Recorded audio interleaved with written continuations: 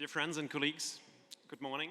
My name is Johannes Hagmann. I'm from the Deutsches Museum, and on behalf of the annual conference committee planning, it's my pleasure and my sincere privilege to welcome our keynote speaker this morning. As an announcer to conferences, well, there are talented speakers that you are happy to introduce, some charismatic individuals that you are very happy to introduce, and then there are outstanding leaders in their fields where you're just pleased to the extreme to give the introduction. And such a speaker is here, the keynote speaker of today. Well, as a passionate ACPC coffee drinker and socializer, as well as a curator dreaming of a coffee exhibition on the technology of coffee for ages, full disclosure here, this is like Christmas and birthdays rolled into one. The Austrian-Hungarian writer Franz Kafka once said, well, if coffee doesn't dehydrate the body, if it did, I would already be a pile of dust. We do know that, well, we don't know what the scientific arguments for Kafka were to do his judgment, but if there is a person in the room knowledgeable about this today, it is our keynote speaker. Andrea Illy first trained as a chemist before turning towards business and graduated from Bocconi School of Management in Milan. He joined the company founded by his father, Ernesto Illy, in 1990, and he's today the chairman and CEO of Illy Café. The company's success also relies on a corporate culture of laboratory research and innovation. And we are curious to know what aspects of this culture can be inspiring for us today. Without further notice and without further delay, please help me in welcoming our keynote speaker, Andrea Illy.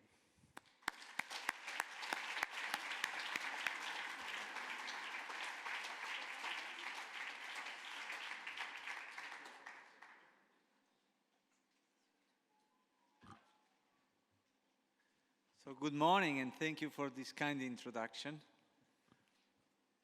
We are going to share my passions. So, shall I use the pointer? Okay.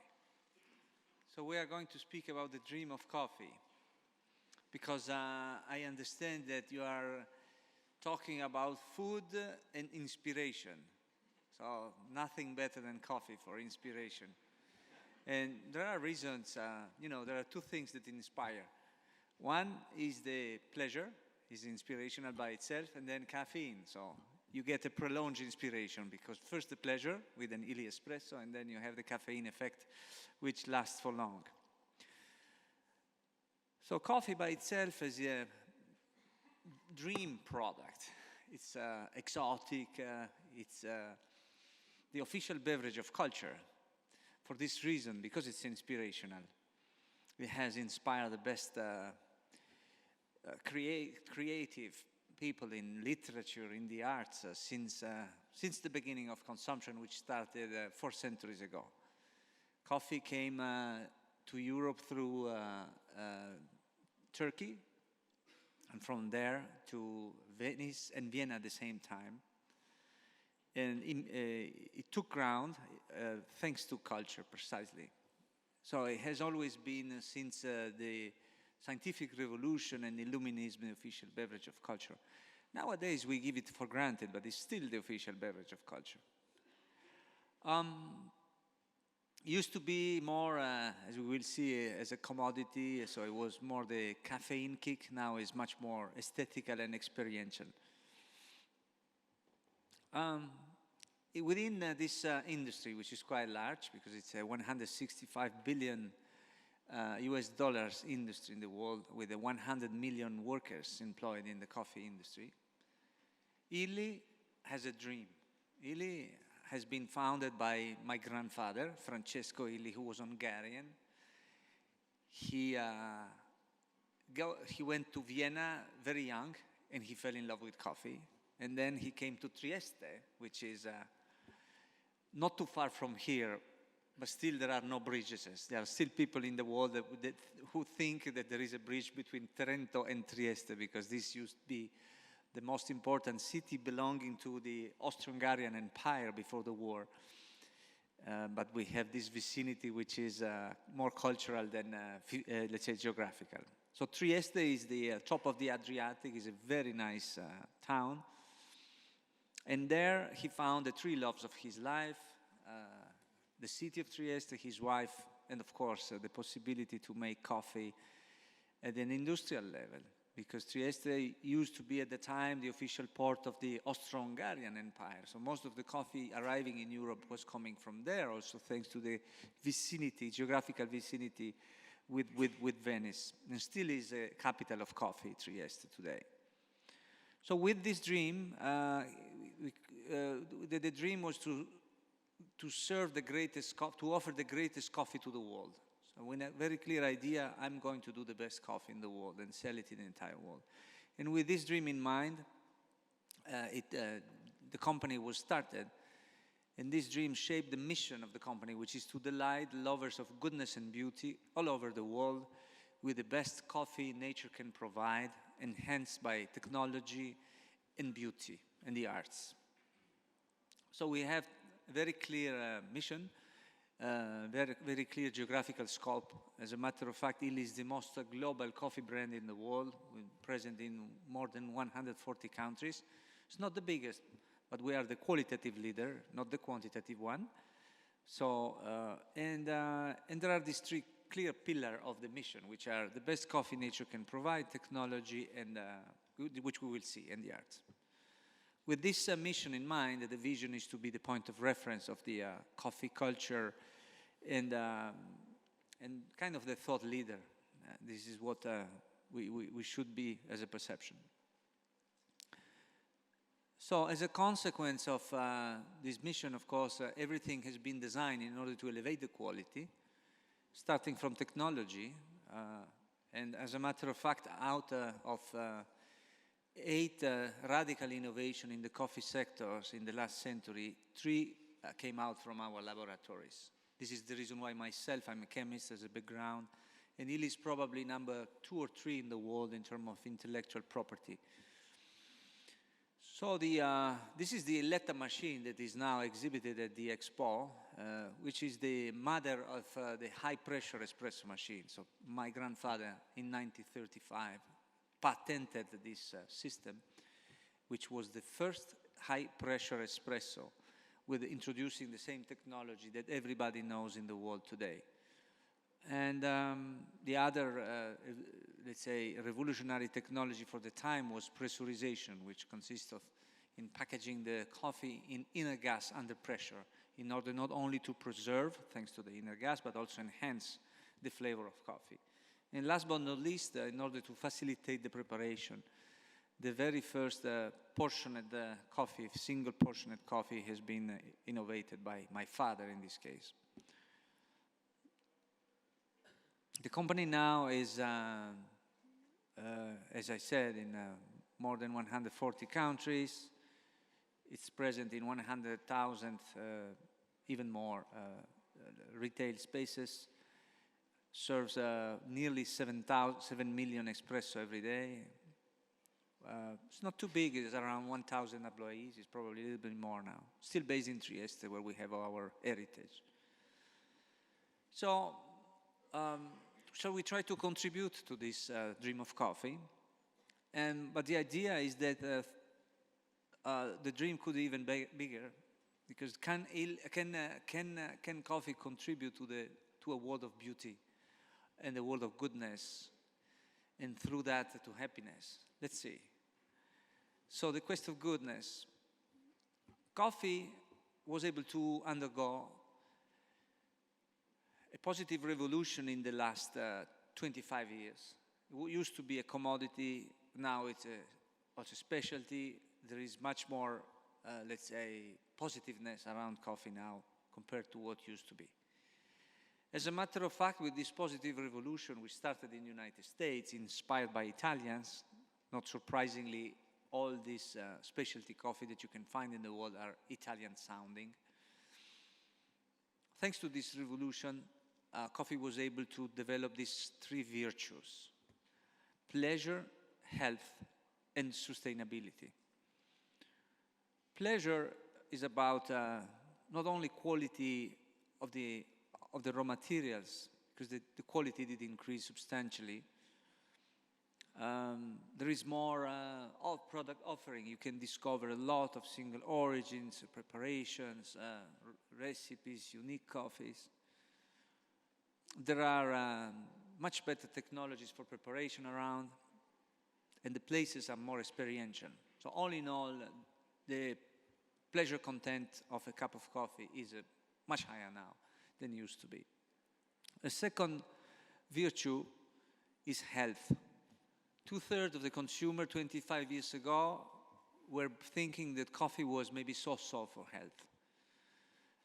As a matter of fact, it's the opposite now, because in the last 25 years, 25,000 scientific studies, medical studies, clinical, epidemiological, and so on, demonstrated, proved, let's say, confirmed that not only coffee is not harmful for our health, but in most of the time is positive. Several epidemiological studies confirm that, as a matter of fact, coffee prolongs our life.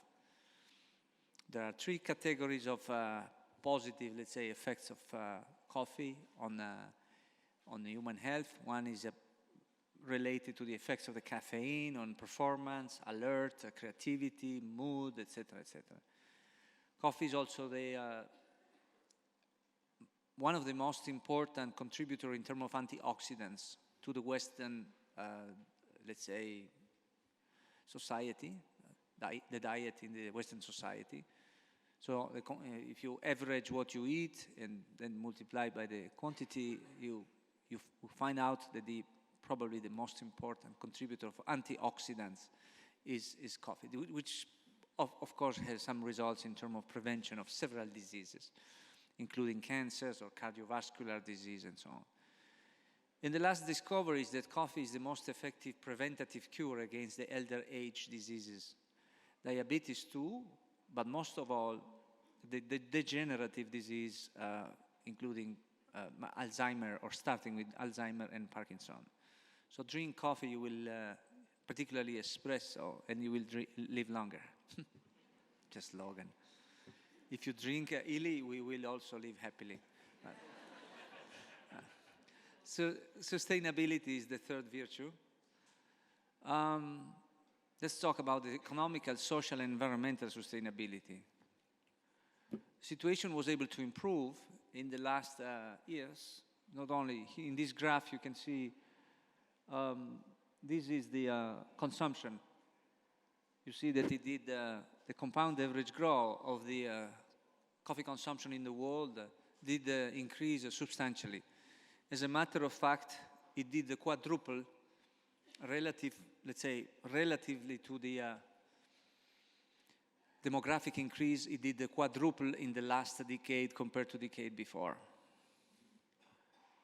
Prices did increase. So that means that there is more value per unit for the growers, because the issue of economical sustainability for the growers is a big issue. We're talking about more than 70 countries all in the south of the world, most of them still poor countries, for sure developing countries.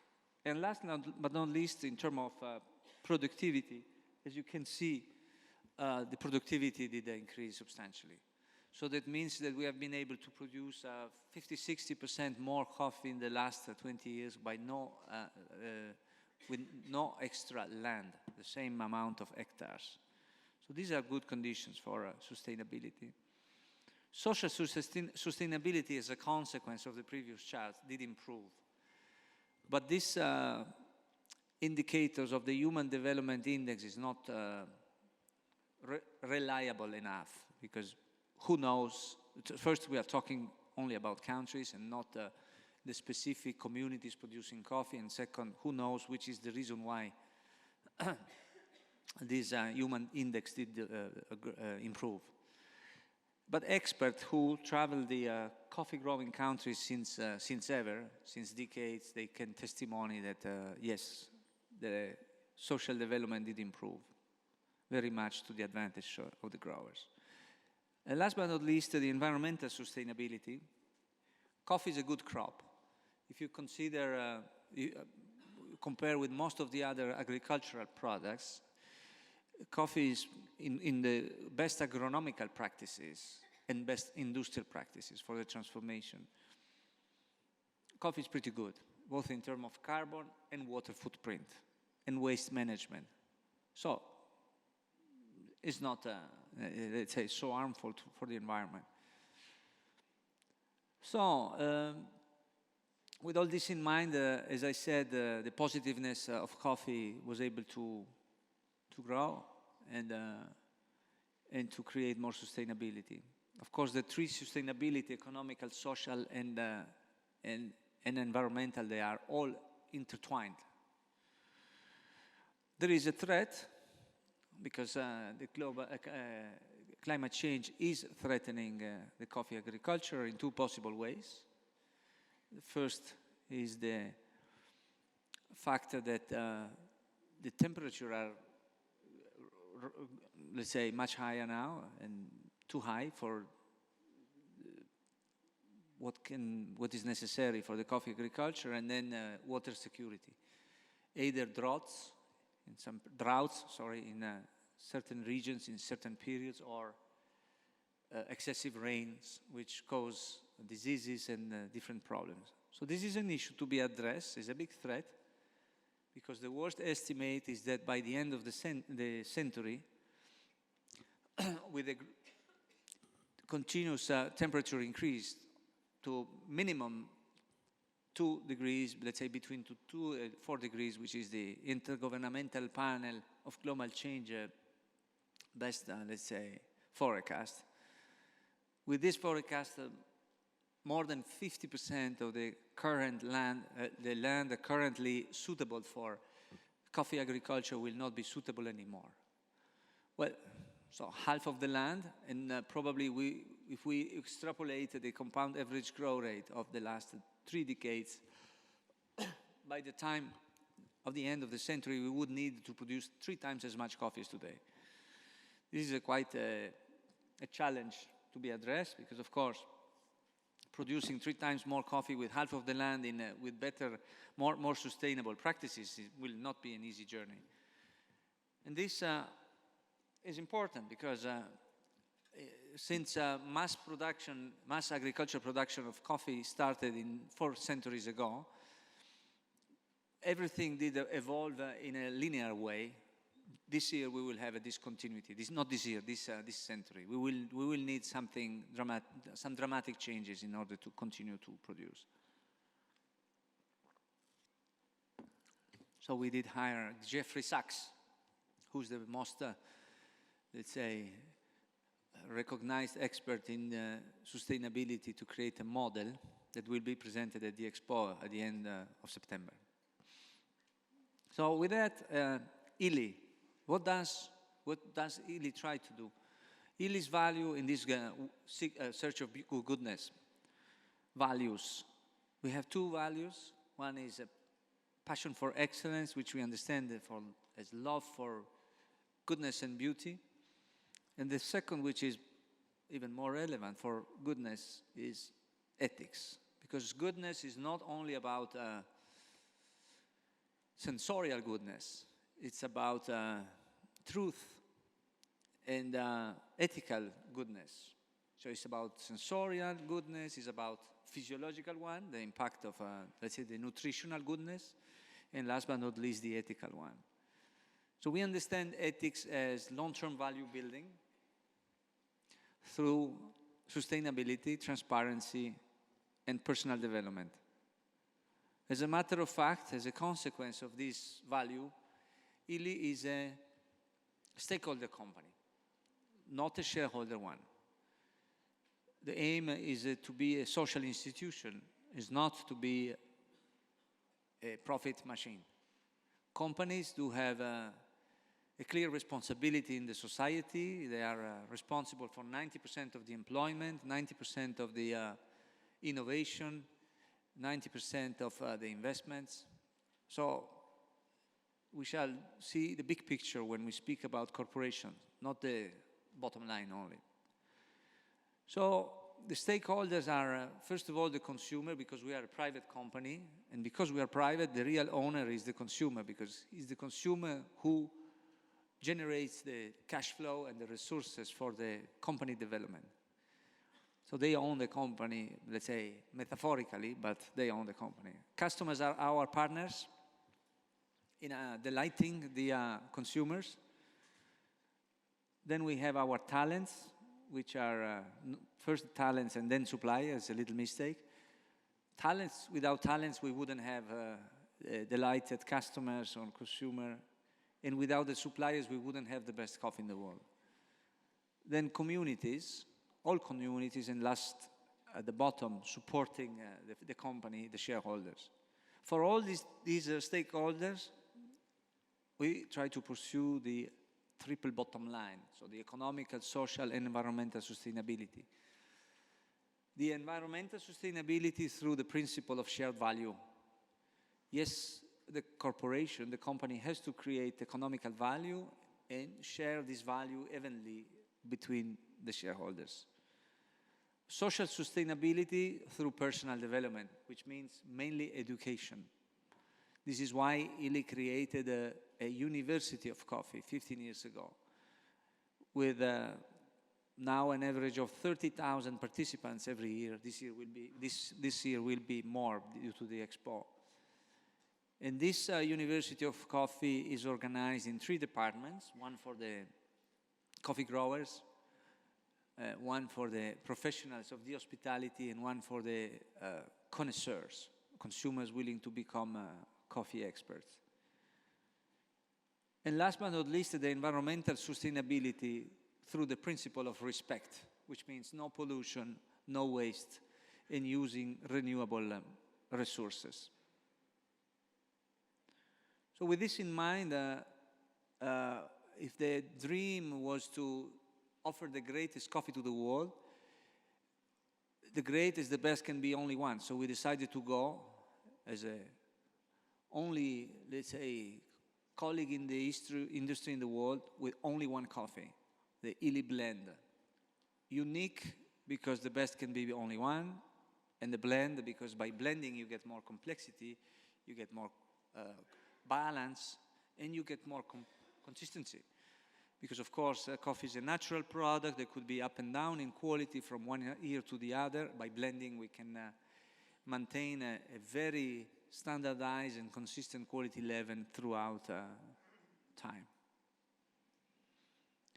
And this blend is made of exclusively produced Arabica beans. We work directly hand in hand with the coffee growers. We have knowledge transfer programs through which we can help them elevating their agronomical practice in order to exceed the best market standards and also be more sustainable. Technology, the best second pillar of the mission, there are 3 P: processing technology, packaging, and preparation. I already spoke about the agronomical practices. Illy did help introducing innovative agronomical practices in several countries and improving the quality. We have been the company who innovated with the electronic sorting of the beans. So each and every bean is electronically sorted before roasting in order to select, sort, eliminate the possible defective one. Blending, roasting, of course, a unique roasting curve, and so on. Packaging, I already said. Now, pressurization in the packaging means that we have not only is a unique technology that enhances the coffee flavor. So, as a matter of fact, thanks to pressurization, the Illy coffee ages like precious wine. It's better to consume it maybe 6 months after the roasting rather than freshly roasted, because it's more complex. And now we are also working on, let's say, more sustainable packaging materials in order to reach these 2020 goals. And last but not least, as already said, preparation. We are the forerunner of the espresso. Most of the big steps in the espresso, let's say, market development have been triggered by Illy. The first espresso machine, as I said, the first portionate system, as I already said. Now, Hyper Espresso is a 3rd generation espresso, which is a technique which gives more aroma and more velvet mouthfeel. So we continue to innovate with proprietary technology. Extremely thorough and quality system with triple certification, because we have the quality certification, the environmental certification, and the sustainability certification, with a completely innovative scheme which has been developed by the leading certification company, which is called Det Norske Veritas. There was no such thing as a certification protocol for sustainability. There was something similar for fair trade, which is not exactly the same thing. And so we had to work 2 years with Det Norske Veritas in order to be certified with a completely innovative protocol. This is in order to be consistent with our value of transparency. The quality system is extremely thorough, as I said. Every second, 20,000 beans of Illy coffee are sorted. Every second, 20,000 upon 10 different criteria in order to ensure the consistency and the quality of every cup of coffee. University of Coffee, I already mentioned.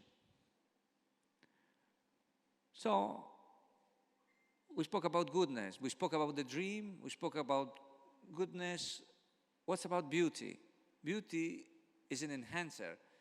Think about kalokagathos, which is the ancient Greek word about things which are good and beautiful at the same time.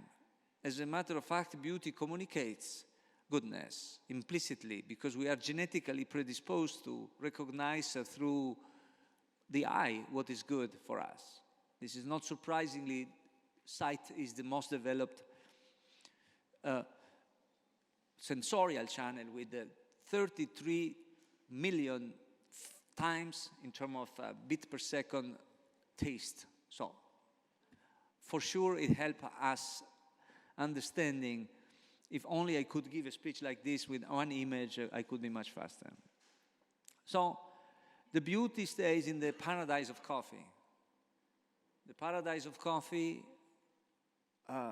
is where the best of nature and the best of humanities come together to give us this elixir of happiness. You can't imagine the beauty of these places. As we will see, we have a quite beautiful project, and this picture by Sebastião Salgado, who is the most important photographer and humanitarian alive. We have been working with Sebastião in the last 14 years in order to represent this beauty of the coffee agriculture, and this is now presented at the Expo, at the same time also in Venice at the Art Biennale. The Italian lifestyle is about society, sharing, meeting, gathering, in cafes. Think about Italy has 130,000 cafes, one every 400 citizens. This gives you a dimension about how many people actually go to cafes and how frequently. It's literally part of our lifestyle, like the Ferrari or the cities of arts.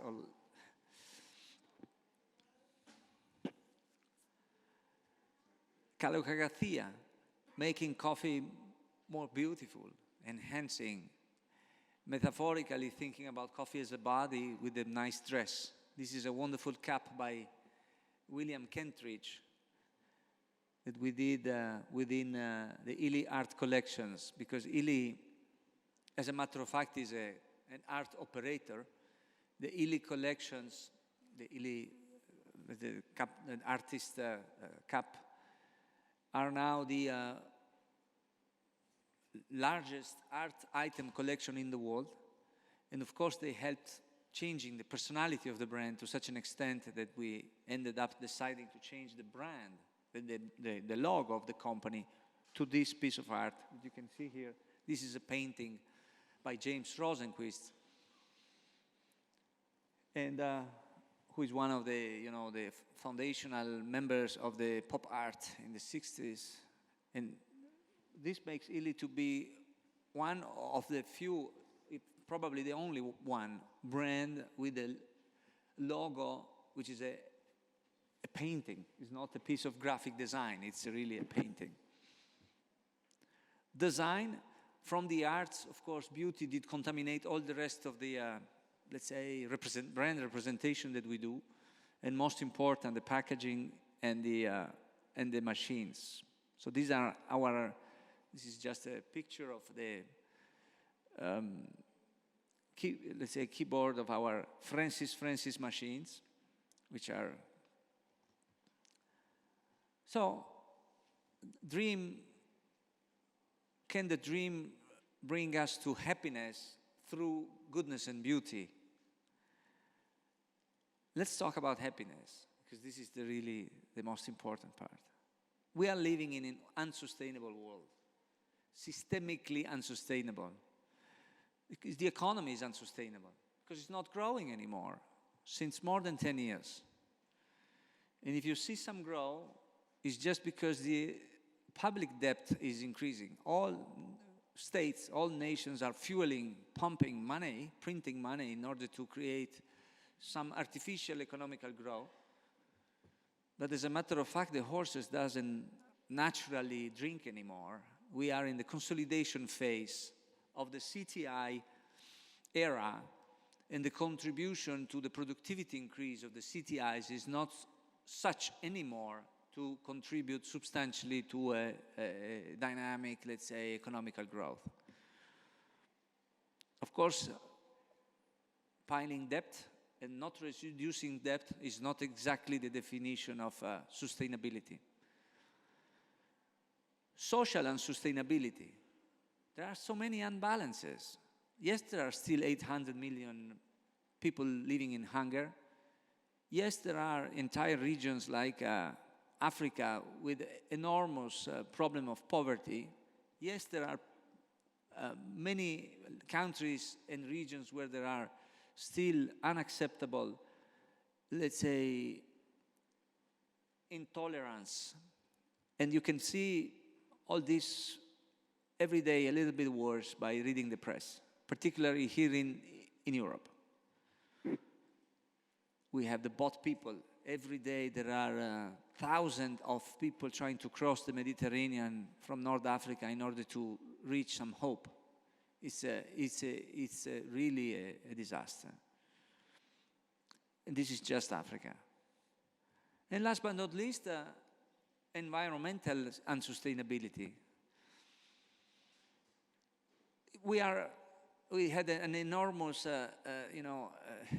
economical boom thanks to combustion, because it's easy to get energy for combustion, but combustions prove to be wrong because it converts carbon, which is perfect, provided it is solid. It converted carbon into carbon dioxide, which proves to be incompatible with life on the planet. So we have to move out of that. We cannot burn anymore. So, what's about the future? One of the movements to which Illy is participating, this goes probably beyond the scope of coffee, but is still very consistent with the idea of a corporation being a social institution, is this idea of this positive economy. Positive economy has been proposed as a theory by Jacques Attali, the French economist, who's very famous for his rapport that he does for each French president. And as you can see, this is an image that I created. It's simple, because it's mostly focusing on the long term, not only on the short. Short-termism has been the cause of the disaster. Sustainability means thinking about, let's say, satisfying our needs without compromising the needs of future generations. As simple as that. Which is exactly as ethics. Ethics means that your freedom finishes when somebody else's freedom starts. So let's start thinking about the future generations by combining present and future satisfaction of some desires in the short term with the conservation of the interests, desires of people, interests of communities, desires which are mostly material, with interests which are economical, social, and environmental.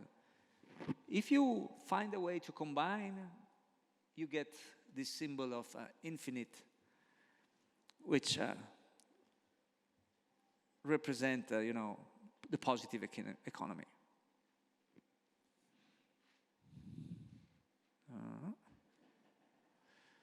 As far as coffee is concerned, I did already introduce that the first positive revolution in the last 25 years was able to create this virtuous cycle between the well-being that coffee generates, gives to the consumers, mostly in the developing countries, together with the development opportunities that it creates for the coffee-growing countries, which are, as I said, more than 70 countries, all in the south of the world, most of them developing countries, poor, most of them, 25 million families for our nice cup of Java. And they are at the beginning of the value chain, so they don't get a lot of value. What they get is less than 5% of the retail value. So something that needs to be addressed, because I think it's intolerable to work in a sector where there are still poverty around. So it's our responsibility to work in a way that we alleviate poverty. As far as what Illy does, specifically in order to try to enhance, we're talking about the search of happiness. As you can see, our slogan is live happily. This is what we want to do. But happiness is about eudaimonia, which is the word of virtue, of responsibility, of care, together with the word of hedonism, the pleasure and the social. But both are a source of inspiration. This is what I wanted to show. So this year is a very special year because of the Expo. The Expo, for the first time in history, is about food, feeding the planet, energy for life. It's paradoxical that after 150 years, more than 50 years, only now the Expo is about food.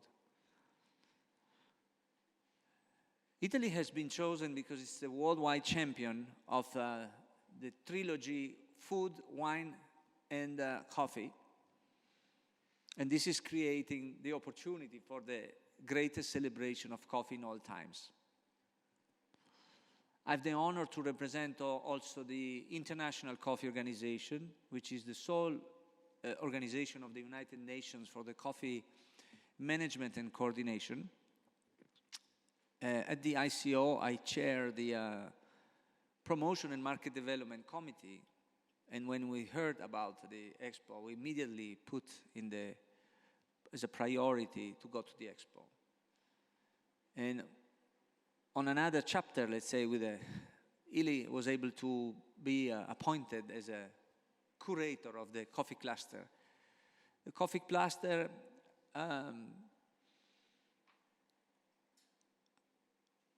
is the place where this great celebration is happening, with 10 producing countries only in the coffee cluster. There are nearly 40 producing countries in the Expo. The number of visitors will be very high because the Expo is expected to do more than 20 million visitors. The coffee cluster alone did more than 1 million in the first month visitors, which is quite, you know numbers. 6 months duration, so we expect to do at least 6 million visitors. The size of the pavilion is pretty large because it's 5,000 square meters. And all this celebration will culminate at the end of September with a great conference, the first Global Coffee Forum, during which we will substantiate these 3 virtues of coffee for the sake of creating awareness in the consumer and to further stimulate coffee consumption and nurture this cycle that I already mentioned before, the virtuous cycle. October 1st, the second day of the conference, will be also the first International Coffee Day, with the aim of create a social awareness and responsibility in the consumer, thinking that every time that you drink a cup of coffee, you do something great for somebody in a poor country. And for this reason, at the ICO, we decided to create a partnership together with Oxfam as the official global fundraisers. Because we are in Italy, Oxfam will use a typical and very, let's say, emotional Italian tradition, which is the so-called pending coffee in Naples. The pending coffee, each time one consumer goes to a cafe or wherever, he can pay an extra one for the poor. And so the poor can go and ask, is there a pending coffee? So this is a symbolic, the mechanism. But the money that will be collected in a very consistent way, because you can pay through your mobile each time you drink a coffee. The money collected will be then used for alleviating poverty in the producing countries. What about the future? I see this great celebration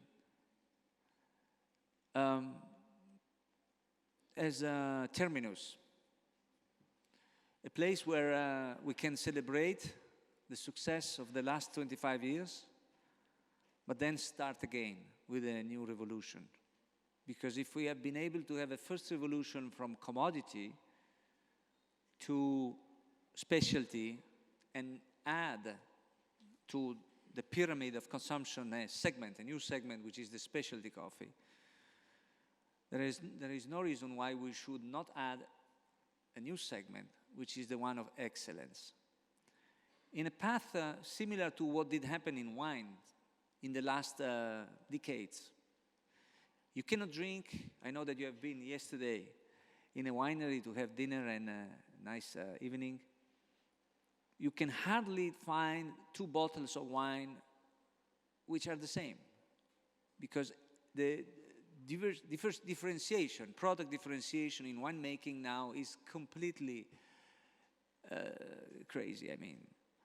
And this thanks to a much better exploitation of the terroir, the areas where, producing areas where wine is produced, thanks to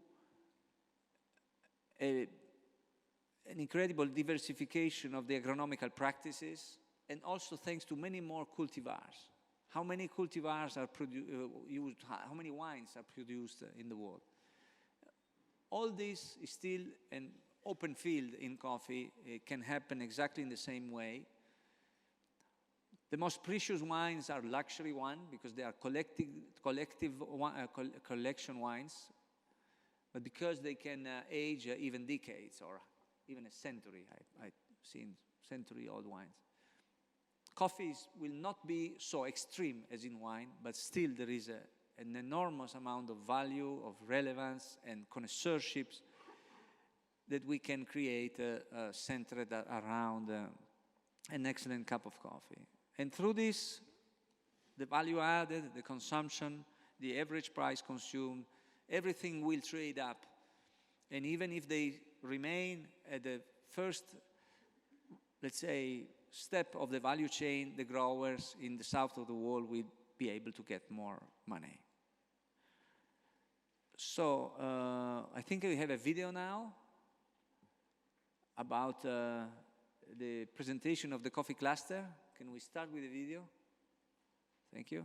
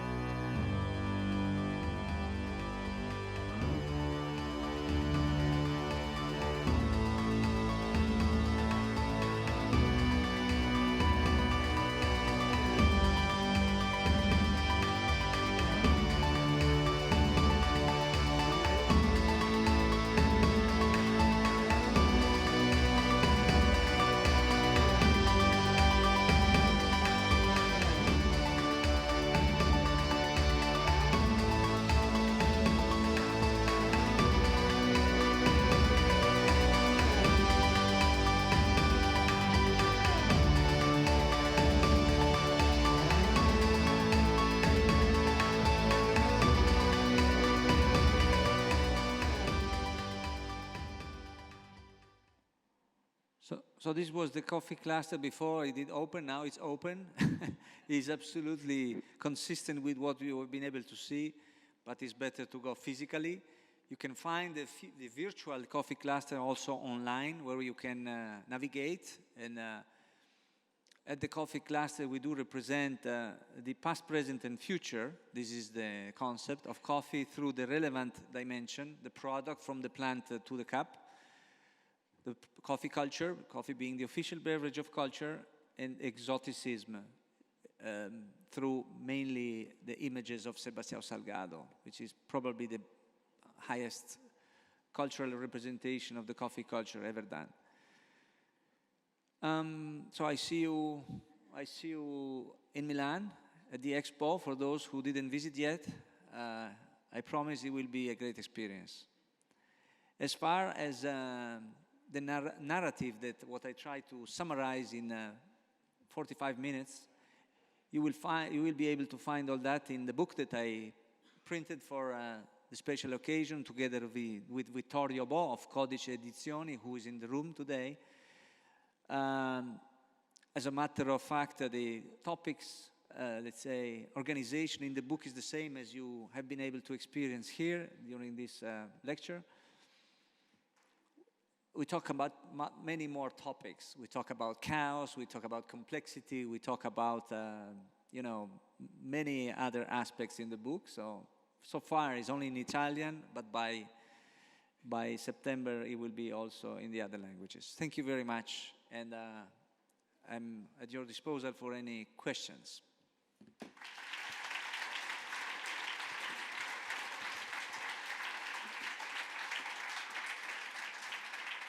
Thank you. Thank you very much for your presentation. We do have some time for questions. We started a little bit late, and we're not going to eat up too much time of the socializing at the coffee break. If you do have a question, would you please stand up and maybe move to the middle such that we can hand you the microphone? Hello, Dr. Illy. Thank you very much for that wonderful presentation. It was very interesting. Thank you. I have one question. You showed this enormous growth of coffee production over the last 10 years. Is this also partially owed to the introduction of the capsule coffees, which you did not mention? And how did that influence the business? Thank you. Yes, partially also, but I did mention the capsule. I said portioned systems instead of capsules. I did mention several times. Yeah, it's improving the quality of the preparation, the quality in the cup, the convenience, and this did contribute. Not only this, but it did. Other questions? Yes, Noel Jackson, Centre for Life in Newcastle in England. It was very interesting to hear you talking about uniformity and all the values you were espousing. It was lovely to hear that from a major multinational company. But one of the things that I can see is parallels with coffee to what we saw with beer a quarter of a century ago. And we had enormous, great centralization and development of major brands producing very uniform products. And then we had the rise of the microbreweries because people wanted variety. And I wonder what you think the future for coffee will be, and will there be places for people to go for specialities? You know, I'm a Java Sumatra man, and I love the coffee from that particular part of the world. So the idea that I would be drinking something which has got anything other than Java and Sumatra in it isn't quite such a pleasant idea for me. I think there will be more fragmentation, so many more roasters, many more coffee producing, including growers starting to produce their own roasted coffee, like it did happen in many other, let's say, sectors. Probably the most, let's say, the similar is beers with the microbrewers, and there will be the mix of both. Because these micro roasters, they will probably be able to, promise the value proposition of freshness, but other things will not be, able to do. So I believe that Illy, as a company, can benefit of a lot of science and technology in order to enhance the flavors of coffee and the preparation, thanks to the compared to others which are probably more traditional but fresher. So the consumer will navigate this market, differentiated market.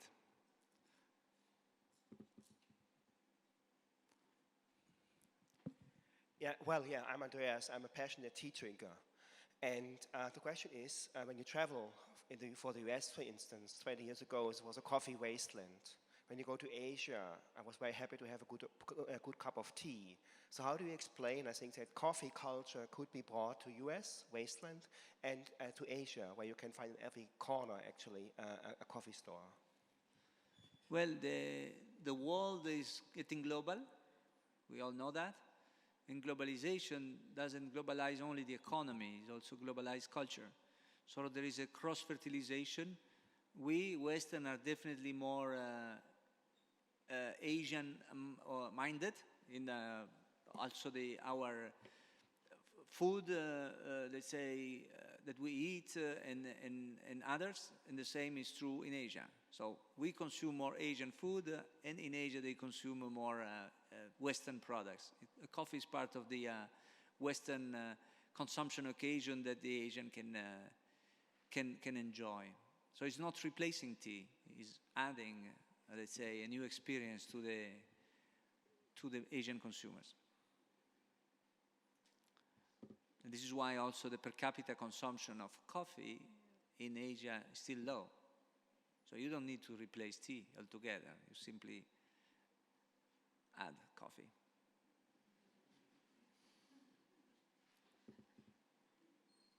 So thank you.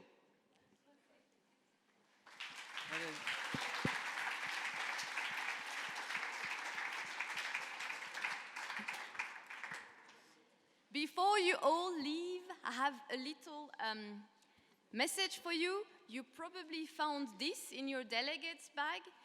I don't know if you had a look at it, but potentially this is your free registration for next year's conference.